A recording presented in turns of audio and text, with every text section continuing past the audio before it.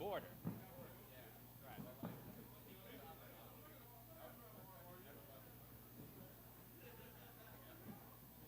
Even on college spring break, you got to go to Cancun. You know, that's insane. I'd expect it from another fighter who fought in Abu Dhabi, but not that one. He said to give me a thumbs up. 1, 2, 3. Thank you, Sam.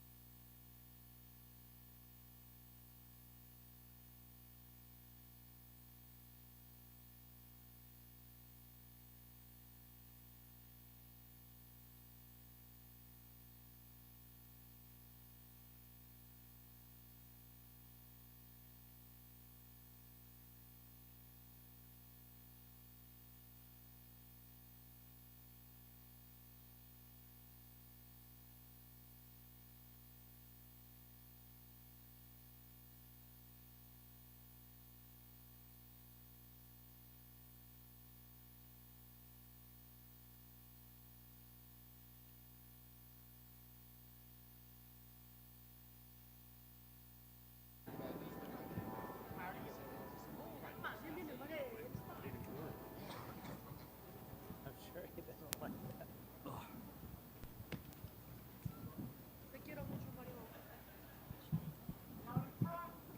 Mario, congratulations on an incredible victory in an incredible fight on a massive card. I guess just talk to me right now how you're feeling about this whole experience and your performance tonight. It was a crazy experience, you know, walking out there. It was a big crowd, fighting against Corey Sandhagen, getting that rematch win, just something I manifested for years. That's wild to me, bro. It's wild. It's wild. Yeah. I kind of wondered, so you mentioned it right at the top, the rematch, right? But I don't know, it almost didn't even feel like a rematch. You guys fought so long ago. It's really just a battle of two top contenders, right? So were you looking at this more of like, hey, this is a battle for position and, potential title shots, or did that rematch still mean something personal to you? No, it did mean something personal to me. That's the only one that's kind of like itched at me a little bit. That's something I like to be prepared for fights, and that's not how I imagined my debut to go. but it just so happened to be in such a big fight for a top spot, getting a win over him, chasing him down. So it's just crazy how it all worked out. No doubt. It was a spectacular fight. You injured him early on with the knee, and I saw you point at it. You're like, I kind of know. So you knew right away. Did that impact at all how you approached the rest of the fight, or you just file that away and not worry about it? No, I knew it would open up more strikes for me because, I was trying to land some leg kicks and everything to kind of slow him down. But I just happened to kind of hurt his leg with that stretch. So it all worked out, But yeah, it kind of slowed him down, so I was able to land bigger shots and, catch him later on. Yeah. Nevertheless, even though he was hurt, he wasn't done, right? He's a warrior out there. So I guess what was your thought going into round 3, knowing, maybe he's injured, but he put on a great fight. It's a dangerous guy. Yeah, I knew leading into the third it could be 1-1 maybe. So, and like I said in there, like that third round is going to be mine. I'm going to give it my all for that third round. There's nothing else afterwards, right? So I might as well give it my all. So it's always going to be mine, I believe. So I went out there and did just that. Nice. I think that was a spectacular fireworks display to celebrate your win there, I believe, is what we were hearing in the background. That's for me.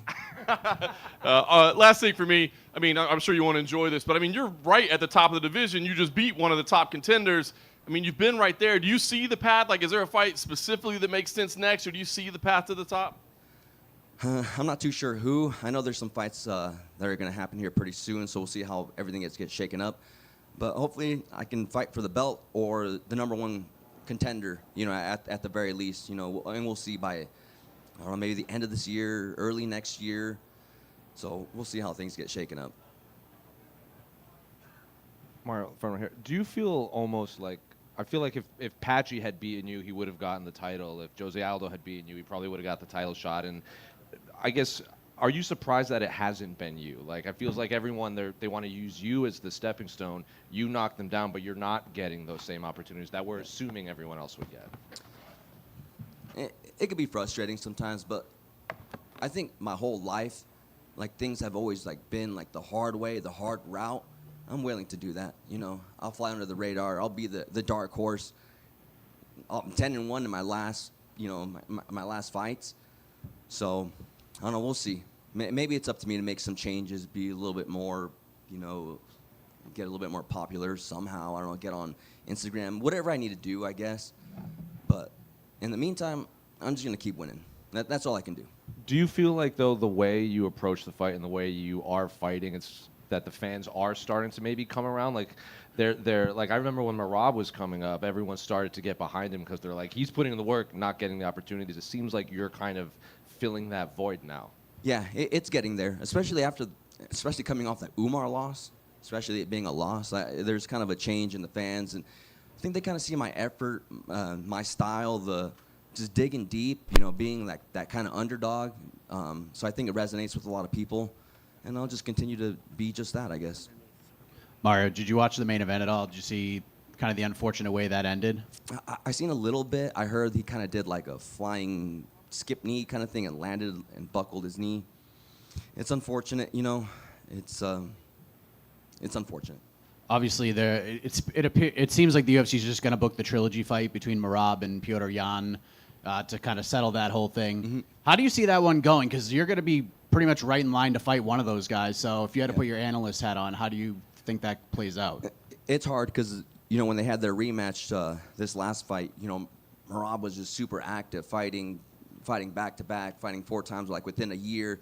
So maybe this layoff is good for him, and we'll see how this fight goes. So it should be interesting. Mario, just one more. There's rumors that Noche might be in Glendale, Arizona this year. Is that something you would be interested in headlining in your backyard, essentially? Or would that be kind of a lot of outside noise fighting so close to home? I'd have to see. I'd have to see if someone like above me in the rankings would want to take that. I wouldn't want to fight someone below me just to take up that spot. I also don't really speak too much Spanish, so I'm not too sure how that will work out. Duolingo by then. Yeah, in a month.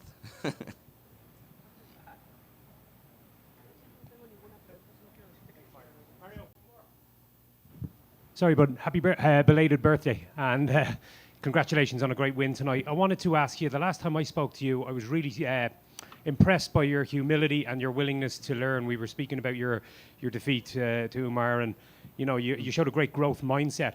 And I thought tonight that you probably delivered your most impressive and complete performance. Would you agree with that?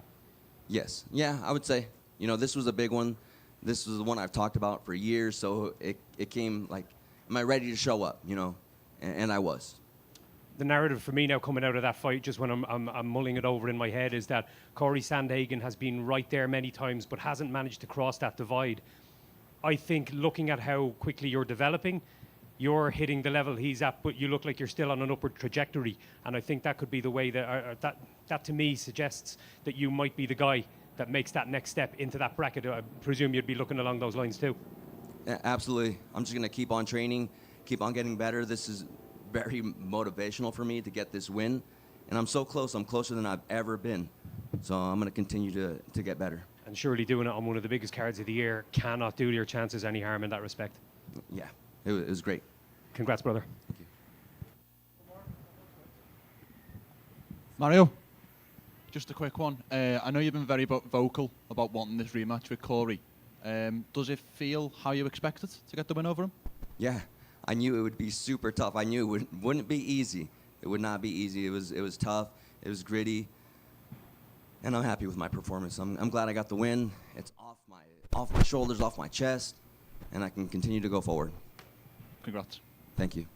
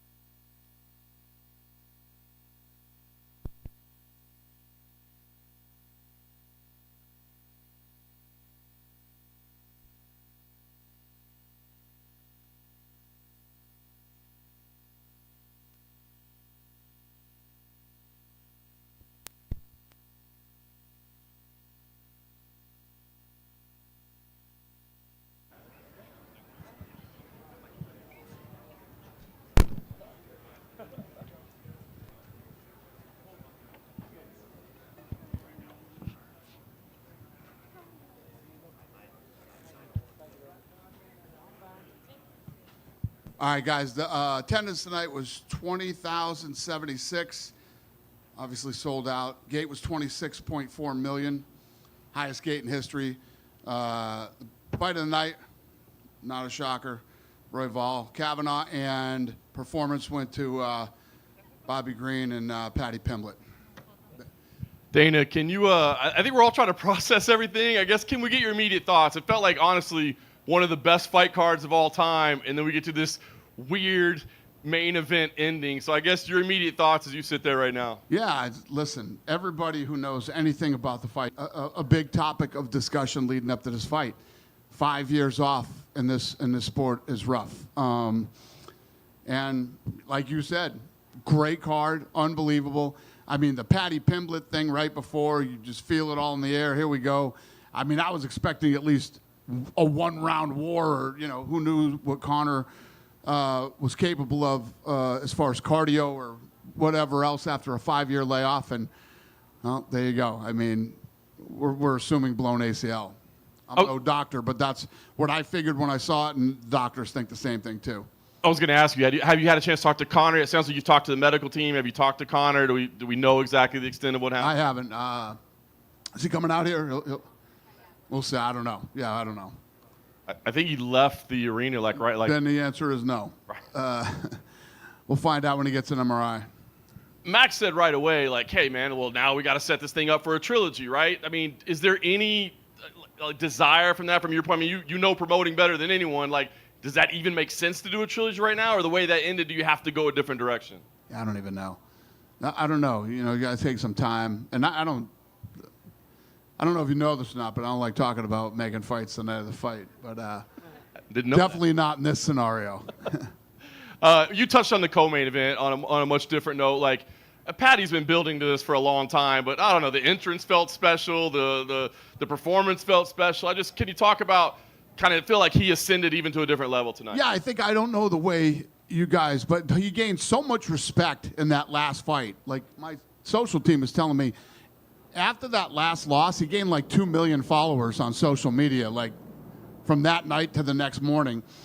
And the way he came in tonight, it felt like he was the world champion. And if you break this fight down, I felt like St. Denis' chance to win this fight was to keep it on his feet and strike, and then he shoots right in for a takedown. Very, very crazy, and what a nasty choke he put on him, and it was incredible. Incredible performance for as short as it was. Yeah. And obviously we're not going to matchmake, but do you think about his next step? Because he just lost to the champ, right? But he also feels like one of the biggest stars on the roster right now. So is it a number one contender fight? Do you look outside the division? Like, what kind of ideas do you have for what to do with it? I have none right now. I have none. 4 hours. I don't see it on the landing, the actual landing of that plane. Yeah, I wouldn't know that, but I didn't see. You know, the doctors checked him out before they fight, and he looked damn good at the press conference, and he looked fine at the weigh-ins. It's just a question of getting paid if you step in the cage. What's that? The question of getting paid as you step in the cage was. Well, listen. If anybody saw anything that could have possibly made him look weak or injured leading up to this fight, I mean, what the fucking face-off do? 44 million in 24 hours? More than 44 million views. Somebody would have saw something.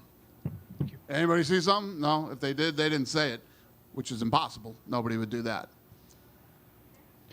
Dana, there were a lot of big storylines heading into this fight, including Gable Steveson making his UFC debut. He's been a highly touted prospect, Olympic gold medalist, and he went out there and just had a rumble with Elijah Ellison. Wanted to get your thoughts on his performance and just that fight in general. It was incredible. So normally what happens is, and especially for as long as I've been in this business, you sign a big, badass, high-level wrestler like that, they come in and stink the place up and, lay on the ground for that dude did the exact opposite. He looked like a mixed martial artist. He didn't look like a wrestler to me. And he's fun, throwing kicks, punches, willing to stand in the pocket and bang. A lot of wrestlers don't like to get punched in the face either. So, he's fun. It's going to be interesting. A lot of similarities, especially with the striking, to John Jones, who's obviously in his corner, and obviously they have a great relationship. Did you have a chance to talk to John? Like, I know you guys spoke for like 10 seconds at the ceremonial weigh-ins, but did you and John have a chance to talk? No, we haven't. He said, hey, your best friend's here. at the weigh-ins when I saw him. That was the extent of our conversation. And then last question for me, because people have been asking me about this, and I figured I'd get the chance to ask you. You probably saw what happened with Dustin Poirier, and you don't really have to react to that, but a lot of people have been asking. WWE has a wellness program where if there are ex-wrestlers, or current that are running into issues, even post-retirement, they can get the help that they need. Have you talked to Dustin? And We do the same. You guys do the same thing. Can you explain how that works? We don't talk about that stuff. Okay, fair enough. But yeah, we do the same. Any guys that have problems, believe me, a lot do, and we take care of them. Yeah. Just right here. Can Yeah. we get any information about Sean Strickland's next opponent? If it will be Khamzat Chimaev or Nassourdine Imavov? I'm so glad the plane flew over during that because I don't want to answer this question. Next opponent for Nassourdine Imavov, is it going to be Sean Strickland or Khamzat Chimaev? Would you like to reply to my friend back there for me? I understand, Scott. Go ahead and let him know. Tuesday. Oh, thank you, sir. All right. Do you have any other questions that I could possibly answer this evening? How much time should Nassourdine wait for his shots? How much time should Imavov wait for his chance? Sir, I have no idea. That's the last fucking thing on earth that I am thinking about right now, though. But thank you. I apologize. I can't answer your question. I understand. Hi, Dana, over here to your left. Conor spoke during the week about wanting to bring the UFC back to Ireland. I was speaking to Ian Gary just a couple of weeks ago at the press conference he did with Matchroom in Dublin, and he said the same thing. Both guys showing an appetite to bring a show back to Ireland. We haven't had one there in a decade now. Obviously, Conor's not going to be fighting there anytime soon, judging by what happened tonight. But is there any potential in the near future for the UFC to return to Dublin? Absolutely. Well, I'll be there for Zuffa Boxing, this summer. But the answer is yes. Love Ireland, and I'm actually looking forward to the fight there. The issue that Zuffa. Dave Shaw had mentioned before was that you guys, he had told my compatriot Ian O'Neill that you guys maybe thought that the 3 Arena, you had outgrown it as the UFC. I know it's a fit for Zuffa, but is it too small a venue for the UFC? Is that a factor? Well, it's too small of a venue to do something like tonight. But we could definitely bring a fight night there. I've just one more to squeeze in for you. I listened to your good buddy Eddie Hearn speak on an interview yesterday, and he said after speaking with Nick Khan at the Turkey Al Sheikh quote-unquote peace talks, his line was, since that meeting, there's more of an open line of communication. Are you guys going to be a little smoother with each other going forward? Is the entertainment going to end? Well, I listen, I've said many times, I don't hate Eddie Hearn, Eddie came out and started saying crazy shit as soon as we got involved in the sport, which I didn't see that coming. But, I mean, listen, all these guys have been covering MMA all this time. They know what I do. You know how I am. And I'm just going to keep running my business. I don't care what they do. I will say it again. I've said it before. We are not the same. Yeah. Dana, just one while you're on that topic. Ryan Garcia and Conor Benn were on stage at the weigh-ins, and it seemed like we were going to get an announcement or something of that sort. So basically, what happened and how close are we to something coming into fruition? What happened, they started talking shit to each other, and I had fights going on behind me, and I was worried more about the fights in front of me. But, yeah, it happens. I mean, that happens. When you put 3 guys up on stage and 2 guys are going to fight, it can happen. And can we expect something soon to be is it trending in the right direction? Absolutely. Dana. I mean, they were here, right? They're on stage. Dana. Read in between the line, boys. Dana, Who's got, yeah. Over here to your right. Now, historically, you've always said you've never encouraged a fighter to retire unless they're really taking a lot of punishment. But when you see Conor, who has suffered injury after injury, obviously the leg break and then the broken toe, and now what looks to be a potential ACL one, at what point do you think that maybe you should listen to your body and call it a day? Yeah, I mean, that's exactly.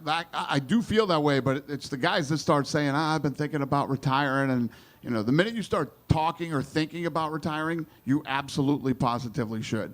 I haven't heard that from him yet, but, he hasn't spoke publicly yet. We'll see what he has to say. And if he comes out and says, look, I want to run it back, will you guys be open to that? Yeah, I don't know. We'll see how this whole thing plays out. There's a lot of unanswered questions right now that will play out over the next several days, and that's why I don't come into these things and start talking about the future or anything. I don't know. I don't know what's going to happen tonight, tomorrow, and Monday, and then we'll get back in the office on Tuesday, and it's not even worth talking about right now. I don't know enough. All right. Thank you. Thank you. Dana, when did you hire Sophie Cunningham as a ring card girl? Why did I do it? When did you hire her? About 8 minutes before she did it. I love Sophie Cunningham. We've created a relationship, and she was here tonight. And when she walked in, she goes, "Oh, I want to walk around that." I said, "Then you're going to walk around it." Yeah. Dana, She's all fun. the way in the back, buried. Yep. Hi. Hi there. With when people think about Conor McGregor's legacy, a lot of it's going to be around wins and losses. But with 3 of the top 4 grossing gates belonging to him, how much do you attribute the growth of UFC and maybe the growth of MMA globally to Conor McGregor? Well, I give credit for the growth of the sport and the UFC to all the guys that have come up during every era of, we had the Chuck Liddell era, we had the Matt Hughes, we had Anderson Silva, Ronda Rousey, Conor McGregor, George St. Pierre. The list goes on and on. Every I'm always trying to figure out how to beat last year, and we always do. And everybody has played a huge role in that. But, Conor is obviously the biggest superstar, not just in this sport, but in any sport. One question related to Zuffa boxing. So this year you had we had the event at Allegiant, and then with UFC you had the White House and then the Sphere. How much are you looking to have kind of these great big events for either Zuffa boxing or UFC annually? What's the question? I don't understand. Yeah.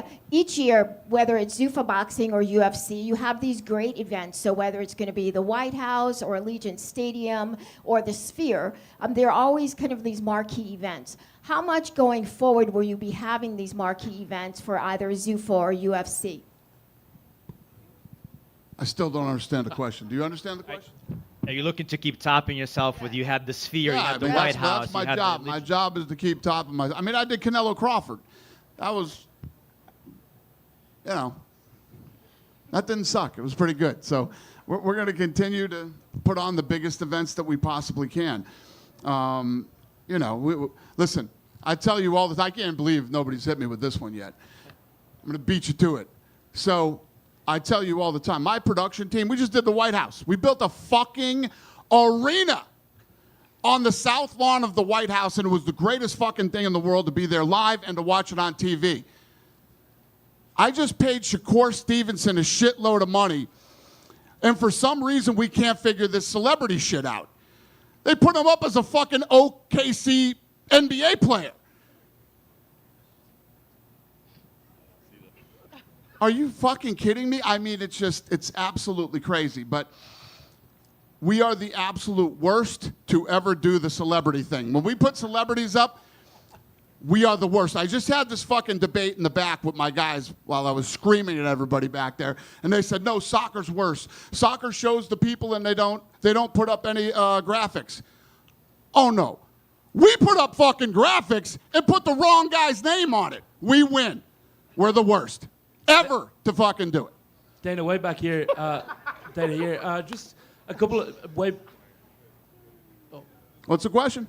Sorry, no, I'm just showing you I'm back here. Yeah. So a couple of things just regarding the boxing. So first off, what is in terms of Ryan Garcia? Obviously, he's a Golden Boy fighter, but you seemed pretty pally with him yesterday at the weigh-in and at Power Slap. What is the status there? Are you going to be co-promoting with Golden Boy for this fight?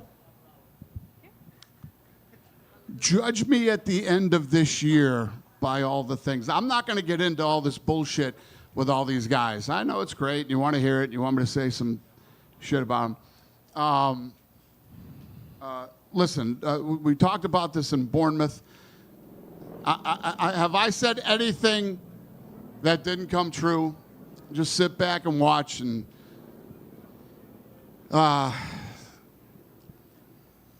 that'll all play out in the next couple weeks. Well, I guess play out this week, actually. the whole thing about judges at the end of the year. It's like this is just like is Oscar going to be involved? Because and are DAZN going to be involved? Because I know you've said some disparaging stuff about DAZN, and then that it was talking about maybe being on Netflix. Where do we have like a broadcaster set? Is what those kinds of things? And I mean, I'm just asking basically, are you and Oscar going to be on the dais together at this fight? You're going to have to wait and see, my friend. Also, just regarding the boxing as well, this Tyson Fury and Anthony Joshua fight, is there any update? And of course, the mayor of London has been speaking about it, and of course, Turkey Al Sheikh as well, about maybe doing it in Wembley in the middle of the night.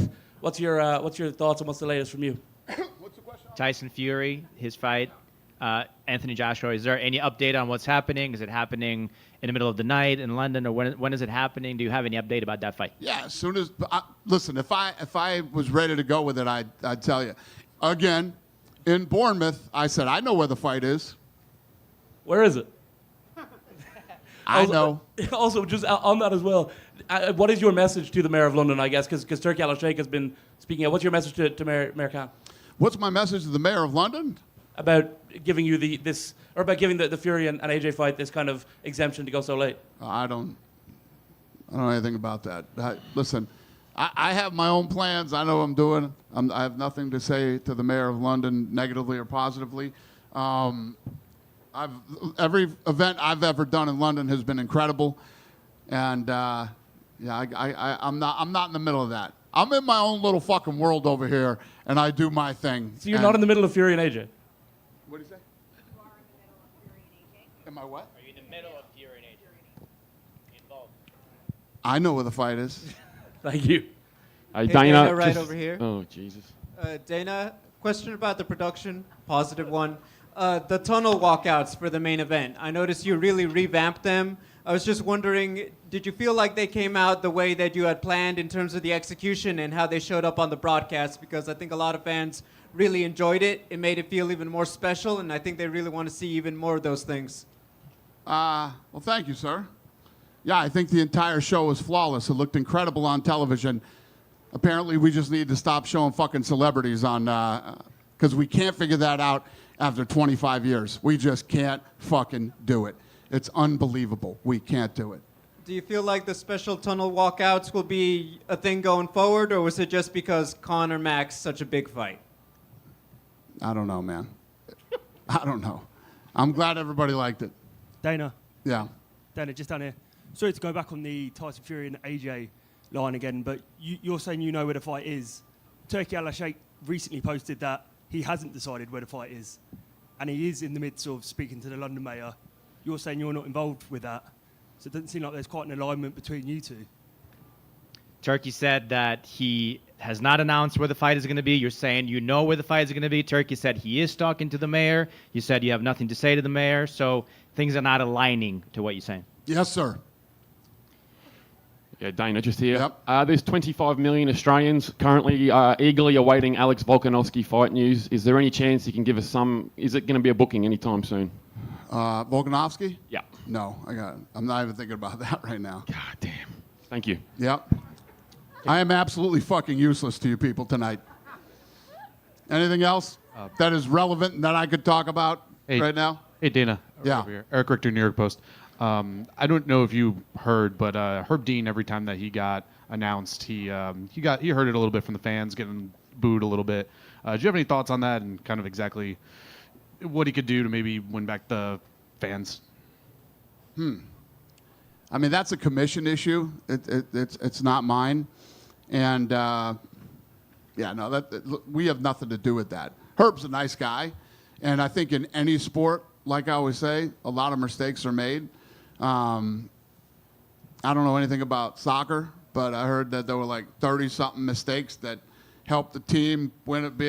This shit always happens in every. I don't know. Yeah, Herb's got to get it right, and I'm sure people will turn around and cheer him again. I don't know. Yeah, absolutely. Last one for me. At the ceremonial weigh-ins, I saw you talking to John Jones a little bit, maybe joking around or whatever. Just want to know if you guys have talked at all, or maybe what was said. Who is it? John Jones. What about it? At the ceremonial weigh-ins, it looked like you guys were, chopping it up. He said a little bit. he said, "Hey, you're best friends here." That's what he said to me. And I said, "Good to see you. Have a good night." What do you mean by best friend? He's joking that he thinks I hate him. Oh, okay. Understood. Yeah. I don't hate him. You done with me? Dana, back here. Okay. Sorry about Yep. that. Quick question.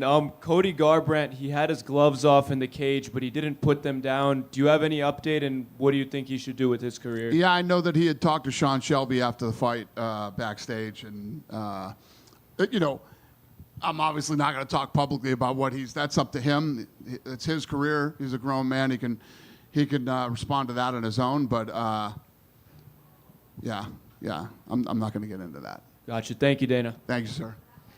Dana? Any other questions I can't answer? Right over here. Yeah.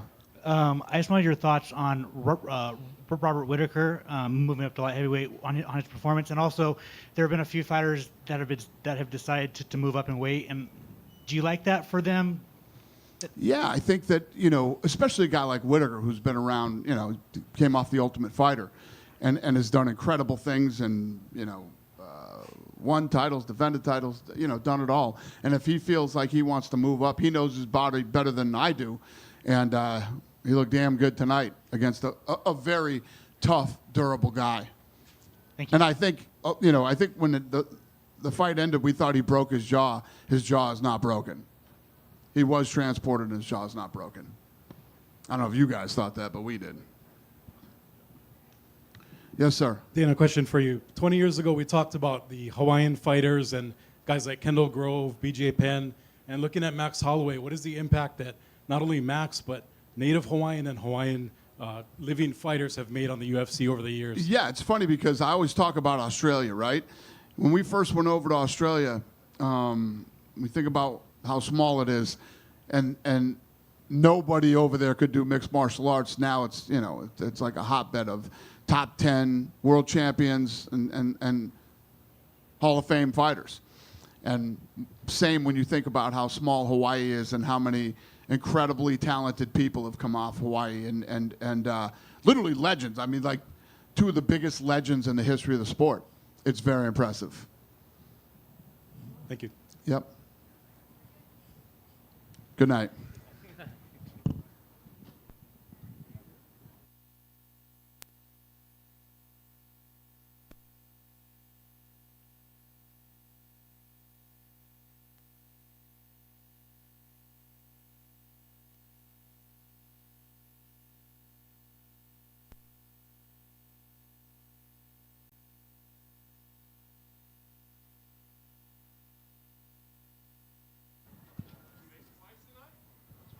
So when we were talking about the guy over here earlier asking about there being a pre-injury, just on my accounts, the face-off that day is at 80 million views, right? So if there was a pre-existing injury, somebody would have noticed it. He was limping, put his shoes on, he ran right at him. I don't think there was. Anything is possible, but he sure didn't look like it. And for 80 million just on my accounts, you know, that number's got to be massive, and nobody noticed anything, so there you go.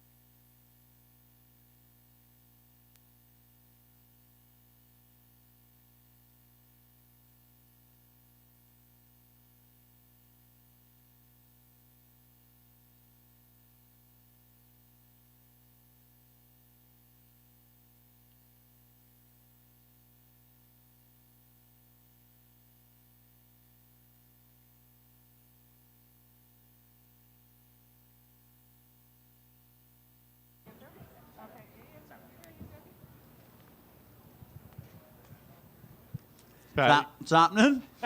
Patty, congratulations on, I don't know if it could go more flawless than it went for you tonight. Before we get into the fight, can you just talk about like the entrance and the energy? I mean, I know it's nothing new for you, but I don't know, tonight it just felt like on another level. Can you talk about just that whole experience? Yeah, it was unbelievable. That walkout was spectacular, and obviously because Conor was fighting, there was even more stars there. I'll never forget getting in the cage and me boxing coach Chris going, like, get on Mike Tyson there.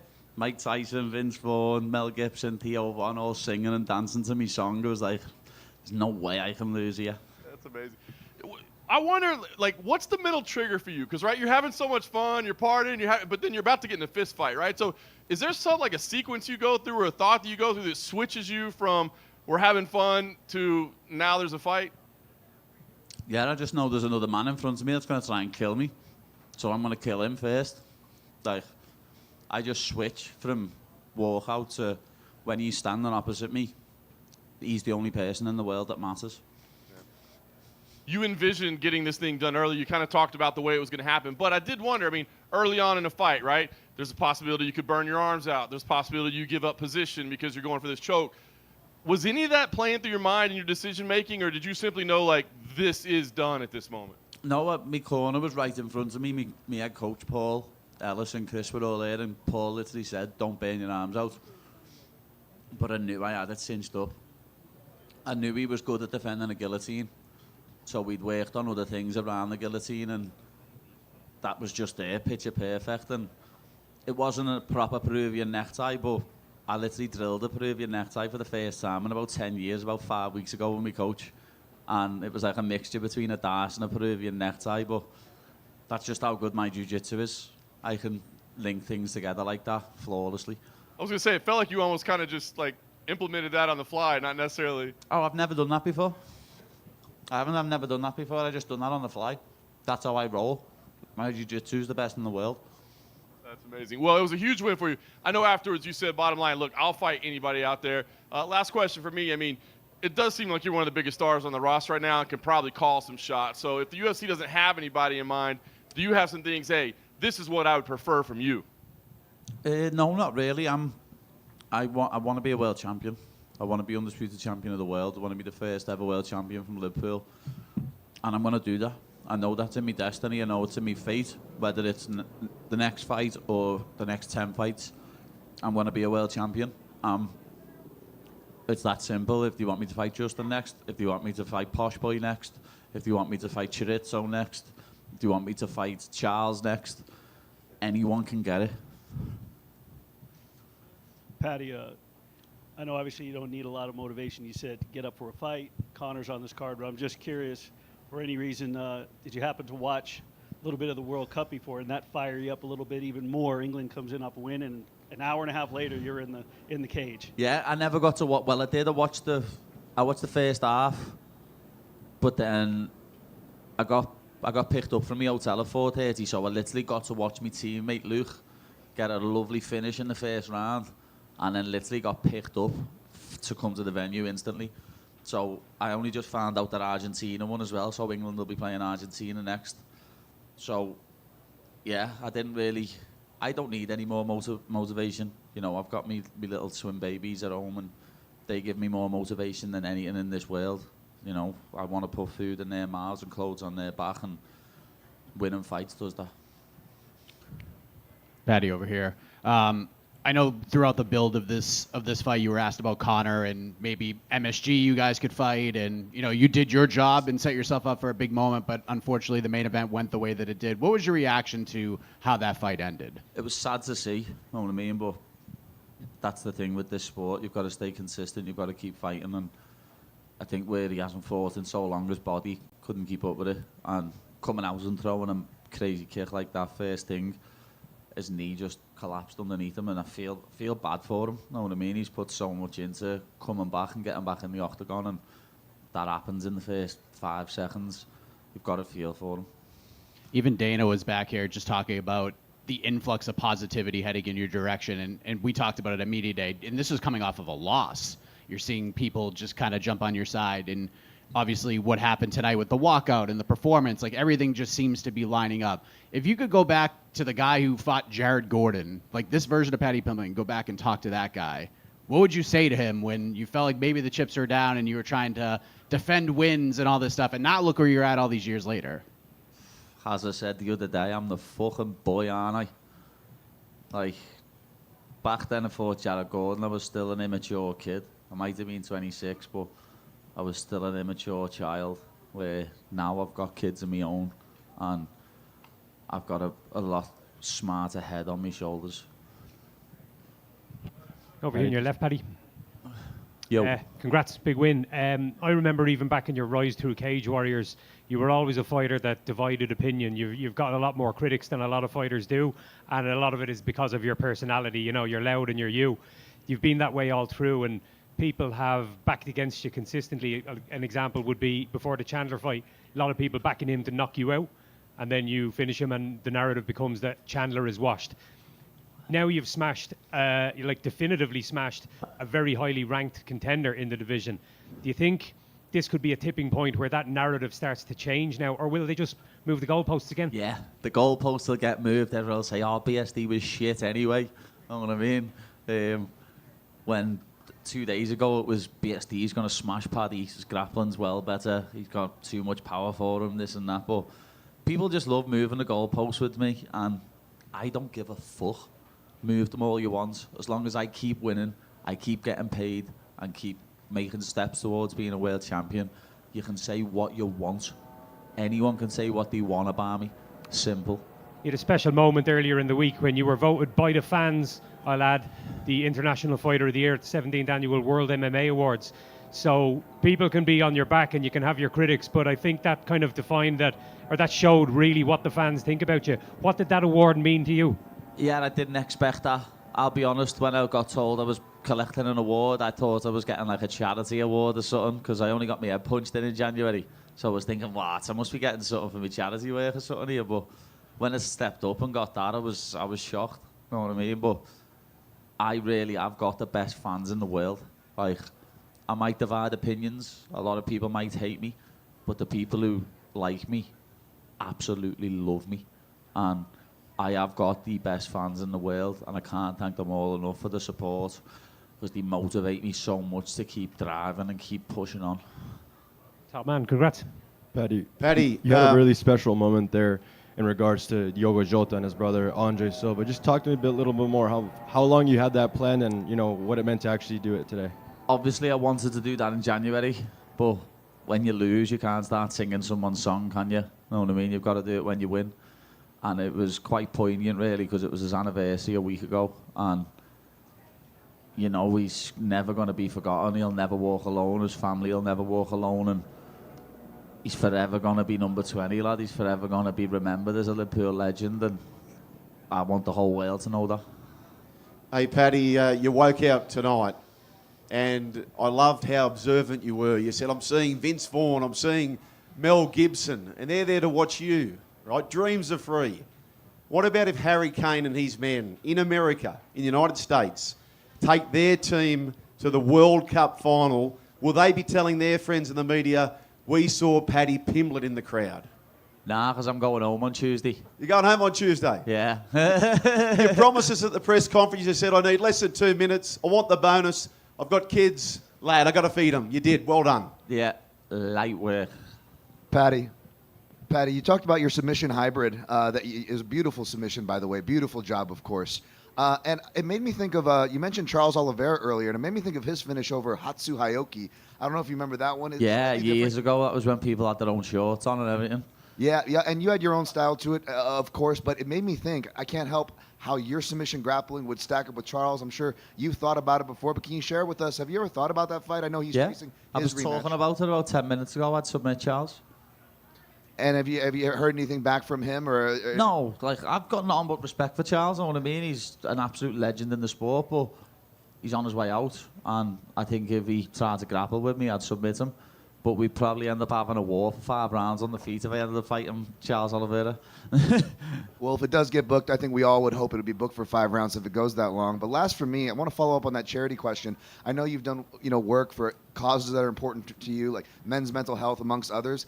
Can you tell us, it's great to see fighters giving back to their communities, but what's it mean to you and why is it important to you, Paddy? I always say it's nice to be nice. You know what I mean? Just being a nice person will get you further in the world, and I think you should give back to the people who've been there for you and done things for you over the years. And my city has supported me for years and years. I've never felt not at home in my own city, and I've always had the support of them and my country.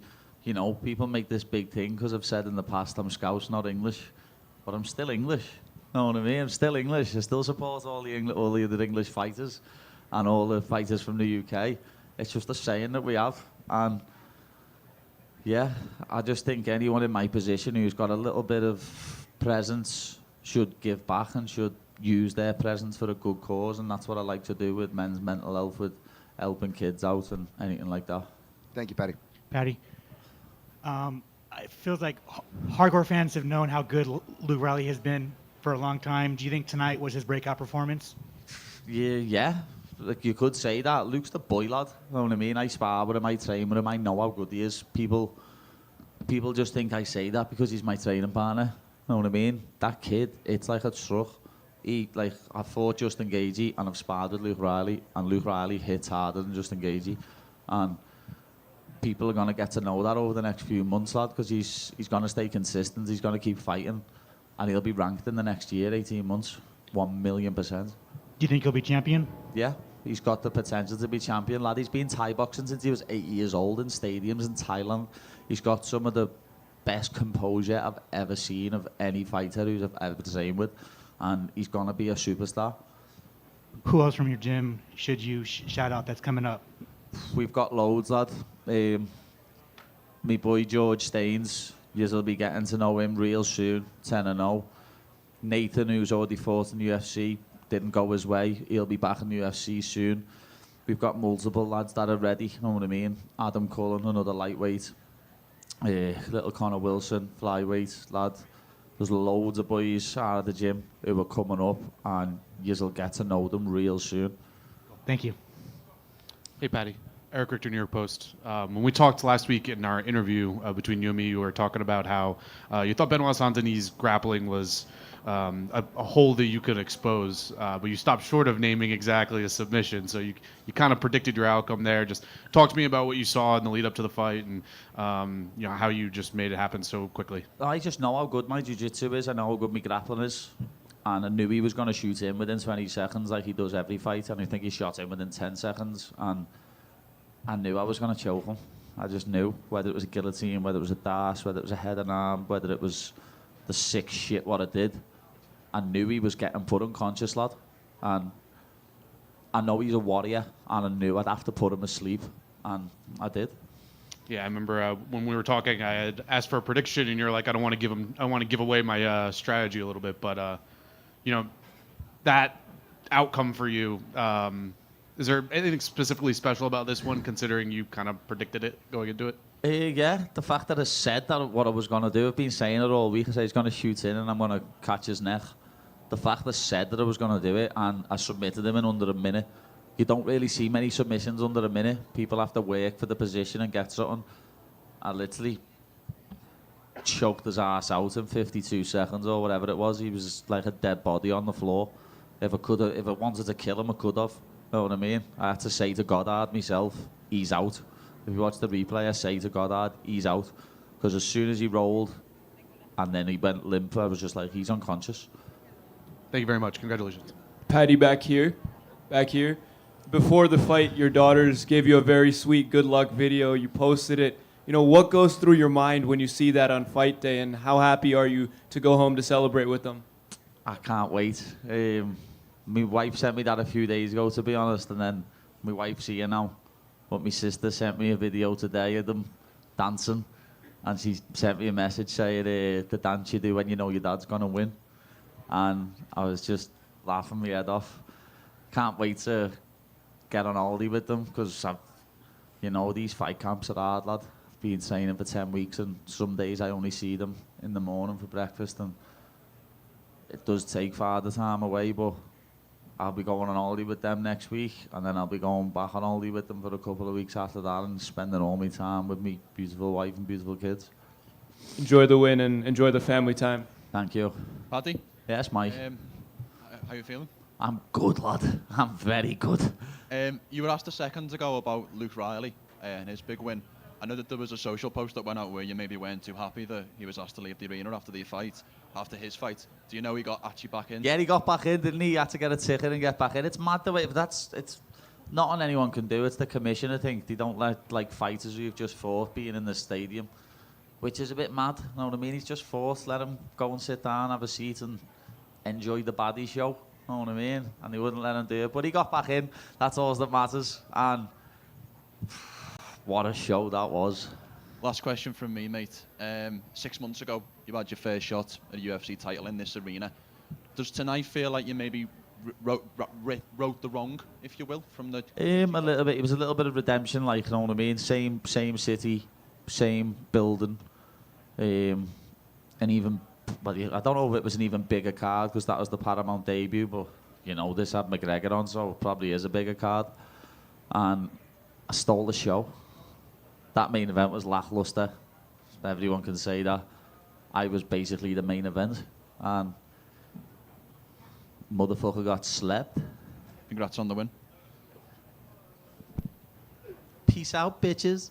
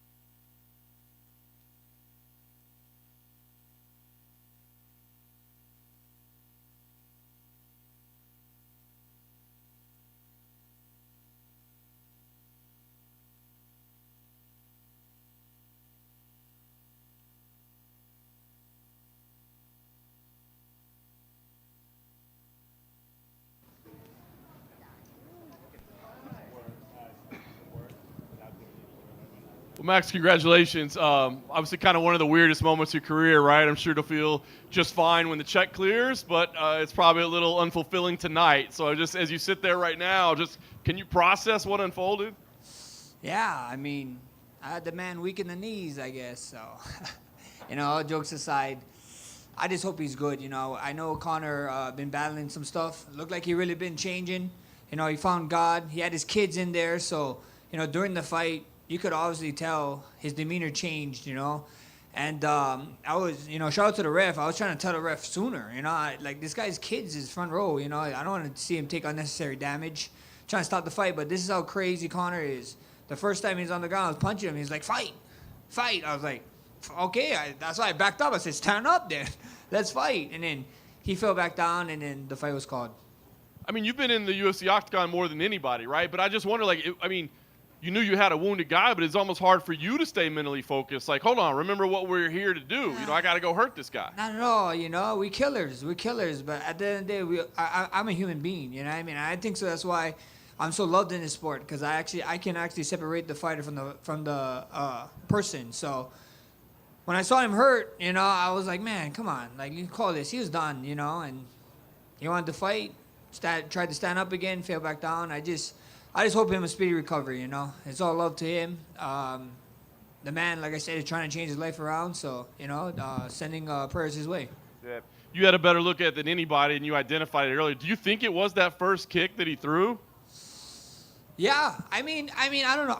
I did the UFC podcast before I came here, and me and Wonderboy was talking about it. Even with him walking into the octagon, it didn't seem, you know, it just didn't seem like the same Conor. You know, like I thought, he was stood there to fight, but like I thought he'd be a little bit more rowdy, a little bit more crazy. He looked like really, really calm, like super calm. So I was just kind of like, oh wow, let's see how this goes. And then of course I knew he was gonna attack me with something, and it was that kick, so, you know, it sucks. Yeah. I mean, you called for the trilogy, right? I'm sure there's several million reasons why that would make sense to you. But, I mean, is there any part of you that's like, I don't know if that really does make sense to go fight that guy? Nah, bro. He was talking about this 170 domain. I put in this 170 work. We worked our asses off here, especially after turning around so fast after that March fight. And to come back, I want to feel this domain that he's talking about, this 170 corner that he's talking about, this different world. That's what I want. So I know I want to see what his injury is, and you know, as for me, I'm down to come back 2027. You know, with that March fight and this fight, I know I came out unscathed, but I owe my family some time. I owe my wife and my son some time, some family time. So that's why I focus. You know, you guys are gonna see Bless return in 2027. You laid it out, but last thing for me, I mean, there's a case that a lightweight title shot would be kind of interesting. You know what I mean? Hey, you said it, and I would love that. So I'm on the same boat as the 155 champ. I heard he's not coming back to next year too, so we might be on the same cruise. Max, can you just go back? You had said what Conor was saying. He was saying, fight, let's go. But can you just walk us through when you were talking to the ref, telling him, hey, his kids are in the audience. Did you actually say that to the ref? I don't want, or what did the ref say? Yeah, I told the ref, ref, stop the fight. He doesn't want to fight. I was like, bro, his demeanor is right. And then he said fight the first time. So I was like, okay, stand up. So I backed up, he stand up, and then he tried to do this hop step where he hop forward, hop back, and then he did it again, and then when he went back, he just kind of grabbed his leg, you know, and he screamed. He said, and I was telling the ref, come on, bro. Like, what you want me to do? Keep it, like, this guy he brought his kids to the fight, you know what I mean? Like, I ain't trying to beat up a wounded dog. Max, what was this week like for you? I mean, it just seems so weird hearing you get booed and things of that nature. Like, that just never happens. So what was that like for you? I know it's such a big deal and a big fight, and you thrive in that stuff, but what was this week like for you? You know, I mean, shout out to my management. It was actually a regular, pretty calm fight week. You know, they kept everything under control for me with media-wise, and we just did what we had to do usually. And with the booze, I love the booze, you know. It's always fun being the villain, you know. The man even said it, you know. Sometime he said my old nickname. He called me Little Evil. I don't know if you guys caught that, but my nickname was Little Evil before I came Blessed. So I'm glad that when I get to bring out that persona for a little bit, and it's fun. What would Blessed say to Little Evil? Like, as you're getting into the sport and you're kind of in that position to see where you're at now, headlining a card International Fight Week with the biggest star in the history of the sport, what would you tell Little Evil? I'll tell Little Evil, get your head straight and stop being a jackass and change your name to Bless. Max, you kind of just touched on with John if, you know, a trilogy could make sense or maybe not make sense, but let's say they come to you and say, yes, we're going to opt for the trilogy. Is there any part of you that fears that it'll be hard to promote this to the fans and just convince them, hey, Conor's coming back again and let's run it back? Not at all. Not at all. You saw all the numbers that this thing was getting. That was after the man of 5 years. And you can just push it as, you know, he got an injury. Wow, who cares? And I'm sure he might be the betting favorite. Who knows? That'd be great. I mean, I asked just because I feel like the fans kind of made their voice clear today after the fight ended and just how he was on his way out. I mean, that's not my fault. Like I said, I have people, you know, I keep people weak in their knees, you know. So at the end of the day, hopefully he comes back. If not, it is what it is. We got to sit down with Hunter, Dana, and we'll go from there. Max, in the front right here, to go off of that, I don't know how to phrase this, but you fought Conor twice. He's blown his knee out both times. Do you think this fight between you is cursed? Because it seems like every time we Yeah, I don't know. And I bounced his head on the mat, so, that's one up for me. But, all, all jokes aside, you guys making me a terrible person. What the hell?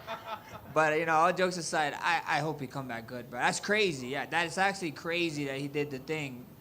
I just have that aura, I guess. I don't know. Knee aura. Max in the back here. With so much excitement around Conor this week, you still have such a strong fan base here in Las Vegas. What's your message to those fans who've stayed with you through every single chapter? I love you guys. I love you guys. I love the Ninth Island. I love all my fans. Thank you guys for riding the Bless Express, and buckle up because we got a few more fights in me, and I can't wait. I'm excited for the future. I know Dana White said he had 3 options for me, so I'm looking forward to hearing what the 3 options was, and we'll go from there. Max, here on your left. Congrats on a big win. I was in here next door the other day when Dominic Cruz was being inducted into the Hall of Fame, and I'm sure that's something we're going to see from you very soon as well. You'll be up there making one of those speeches, but the big thing about Dominic Cruz, the big narrative about him is that he has consistently rebounded from setbacks.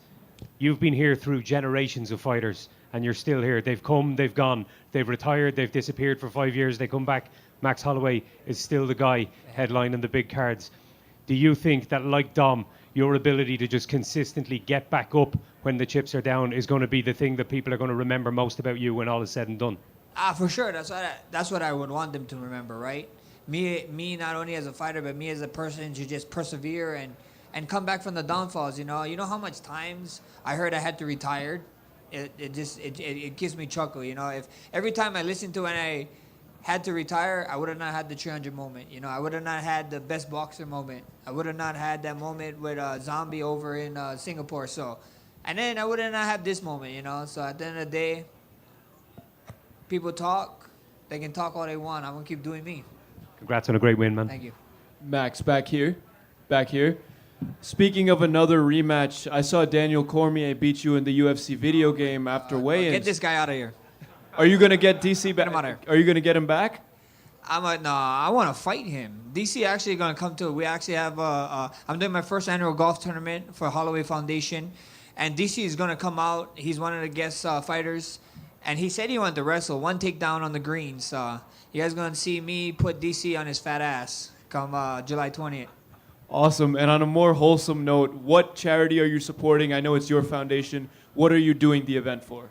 We are doing the event for actually 2 of them right now. There's a third one that we're trying to figure out, but there's a local gym called Westside Striking. It's a nonprofit foundation, and they are great. They got kids. I want to support them so much because I'm telling you guys right now, it's from Waianae, where I'm from. That's where it is. One of my uncles actually helped coach the team. And one of my good friends, Kioi, he actually is the one that runs everything for them.